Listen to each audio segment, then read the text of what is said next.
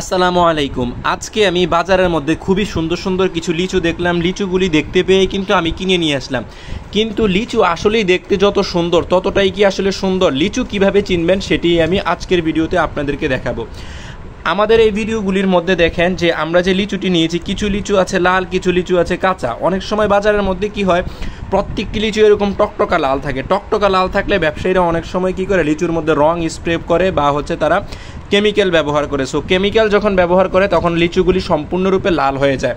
কিন্তু আপনারা যখনই লিচু কিনবেন তখনই দেখবেন কিছু থাকতে হবে এরকম কাঁচা টাইপের লিচু, কিছু থাকতে হবে লাল টাইপের লিচু। এইরকম দেখে শুনে যদি লিচুগুলি ক্রয় করতে পারেন তাহলে আশা করি আপনারা ভালো লিচুই পাবেন। এবং দেখেন অনেক বড় বড় কিন্তু লিচু পেয়েছি আজকে আমরা। সো এই লিচুটা খাবো, খেয়ে দেখাবো এবং ছুলে দেখাবো কীরকম হলো আমাদের আজকের এই লিচু।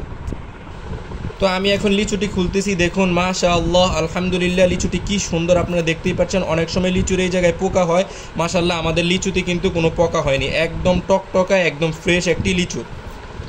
তো আমি লিচুটি ছুলতেছি, আপনারা দেখতেই পাচ্ছেন কতটুকু টকটকা এবং একদম রসালো লিচু আপনারা দেখতেই পাচ্ছেন।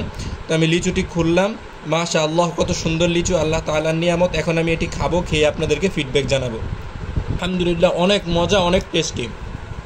যখনই আপনারা লিচু কিনবেন তখনই ভালো লিচু দেখে, সিজনাল এই লিচুগুলি যদি আপনারা কিনতে পারেন, দিনাজপুর অথবা রাজশাহীর লিচু, তখনই আপনারা ভালো একটা মজা পাবেন এবং লিচুগুলি থেকে ভালো একটা ফ্লেভার আপনারা পাবেন। অনেকে অনেক জায়গার লিচু কিনেন, কিন্তু সবচেয়ে মজার লিচু হচ্ছে রাজশাহী এবং পাবনার লিচু বা খুলনার লিচু।